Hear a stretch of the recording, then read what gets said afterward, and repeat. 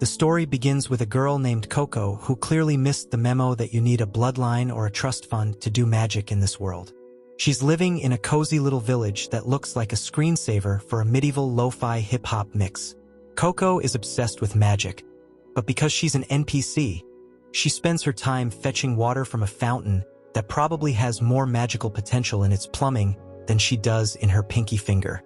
She stares at the water, daydreaming about the witch's book she bought years ago from a guy who looked like he was selling illegal magic at a Coachella afterparty. Coco runs back to her mom's tailoring shop. Her mom is the typical hardworking anime parent who just wants her kid to stop staring at the sky and start folding the laundry. She's convinced that one day she'll be more than just a seamstress, even though every history book tells her that magic is a closed circle for the elite, pointy hats. Coco is so desperate for a spark of magic that she's out here chanting at wet bed sheets. But the only thing she's successfully conjuring is a backache. Suddenly, the piece is interrupted by the sound of literal horsepower in the sky. A flying carriage, looking like a high-end Victorian Uber, descends toward the shop. Everything changes when a wizard named Kifri rolls into the shop, looking for some smoke-colored fabric, and rocking a haircut that probably costs more than Coco's house. Coco offers to cut the fabric for him, displaying incredible tailoring skills. Kifri applauses on Coco's focus and precision and even call it real magic, but Coco isn't falling for the participation trophy speech. She wants the real deal, the sparkles, the fire, and the tax exemptions that come with being a witch. The plot thickens when a Pegasus carriage outside pulls a Fast and Furious and crashes, leaving a group of wealthy snobs stranded because of a child going under the Pegasus and scaring it. Kifri decides to be the hero and reveals he's a witch, wearing a pointy hat, but he insists on privacy because witches are more protective of their secrets than a corporation's trade secrets. Coco is practically vibrating with excitement, her eyes turning into literal dinner plates as she watches a real-life pointy hat walk into her mom's shop. Coco is hovering in the background like a creep, trying to catch a glimpse of a wand or a spell. Kifri, being the suave wizard he is, plays it cool, but he knows he's being watched. This is where Kifri shows his stuff. He doesn't just cast a spell. He performs. He uses his wand to sketch something in the air or on a surface. The carriage slows down, the physics of the world take a coffee break, and he saves the day without breaking a sweat. Coco sees the whole thing from the window, and her brain basically short-circuits. She realizes she didn't see him chant anything. She saw him draw. Kifri calls Coco's name that is done working. Coco rushes back to the door before Kifri opens and finds her outside fatigued. The wealthy snobs head off and night falls, and while the rest of the village is sleeping, Coco is having an existential crisis. She pulls out her secret book and the ink she got from that masked traveler. She puts two and two together. The traveler told her that drawing is the key. She starts experimenting. She mimics the patterns she saw Kifri use. She's careful at first, drawing small circles on scraps of paper. Nothing happens. She gets frustrated, thinking she's just a deluded kid after all. Then ink drops on the page she just has drawn, activating the spell and creating a light show and fangirls that she can do magic. She gets a massive ego boost and decides that if a small drawing is good, a massive, complicated one from the back of the book must be God tier. She starts drawing all over the floor like a toddler with a permanent marker, but she accidentally triggers a forbidden spell. The spell she cast wasn't a light show spell. It was a petrification spell. Kifri appears and bursts in like the magical FBI, and rushes to the window and jumps, then activates his rocket shoes, sending him flying with Coco in his arms. Kifri asks Coco what spell did she draw, but Coco's mother began calling her name as the rocks came closer. She gets caught in the spell and frozen in time. She forces Kifri to let her go to save her mother. He refuses and eventually drops her, falling with no plan to land, and saves her again and activates the rocket shoes, flying far away from the house so she can't do reckless actions. Kifri tells Coco that because she knows the big secret on how to cast magic and only needs a special ink and a set of casting seals. He tells her she messed with dark web magic. He usually has to wipe her memory and leave her with 0 skills and a stone mother. She begs he doesn't erase her memories and tells him she knows the picture book by heart. This convinces him because it's the only way to track the magician, and decides to teach her magic. We open with Coco waking up in a flying carriage. Kifri, being the cool teacher, tells her he took the liberty of hailing a Pegasus carriage, which is apparently the magical equivalent of an Uber, to get them to Izalta, her new place of study. Coco is obviously spiraling.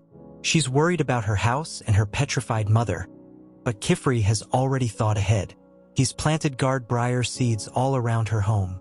These things grow fast and form a protective barrier to keep careless visitors away from the forbidden magic site. Coco starts crying, rightfully so, and Kifri gives her a magical pick-me-up. She begins to cry about a promise she made to her mother that she will be by her side. Kifri comforts her. They enter the Alta where Kifri introduces her to her first bit of safe magic, a vapor bubble. It's a spell that pulls moisture out of the air to create a floating sphere of water. Coco is actually terrified to touch it at first because, after the turning mom to stone incident, magic is looking pretty scary. Kifri leaves and does not explain as to how it works. A pink-haired girl called Tetai appears saying to her that it's the most simplest spell and walking her through it like a toddler, explaining that you just tilt the tray and the water flows out. It's a wash your face and look forward moment, which is honestly a top-tier mentor move. Coco thanks her saying how amazing it is, but this girl loves a thank you so much that she enters a literal linguistic feedback loop with Coco. It goes on until Rish, the resident mood killer, tells them to just stop responding before Tesha ties herself in a knot. We also find out these girls are princesses. Despite the fancy robes, they're just students. Coco reveals she is a new student and never cast a spell in her life before yesterday. But then the vibe shifts, as they tell her there have already been rumors about an outsider who cast forbidden magic and was then allowed to become an apprentice. Kifri appears happy that everyone is getting acquainted and gives her a new dress. Kifri decides it's time for some world building. He explains that magic used to be for everyone. All you needed was special ink and specific patterns. But because humans can't have nice things, they used magic to create horrific wars. To save the world, a group of good souls formed the pact. Now, the world thinks magic is a chosen few deal, but it's actually just a massive, worldwide secret kept to prevent total chaos. Coco, being the overachiever she is, asks the big question: what actually is forbidden magic? Kifri's answer is simple but terrifying. Magic during the Age of War and banished on the day of the pact. Coco begs Kifri to teach her this forbidden magic. He agrees, telling her to follow him. He explains there are a number of forbidden spells, such as being cast directly on the human body to change your age, teleporting without a vehicle, manipulating minds, and healing. The only exception is erasing memories, which the witches use like a Men in Black neuralizer to keep their secrets safe. Kifri shows Coco a window way, basically a portal between two circular windows with matching patterns. Looking through it, Coco sees the Tower of Tomes. This is the ultimate library where a copy of every magic book ever written instantly appears. Coco immediately wants to go there to find the book that cursed her mom, but there's a catch.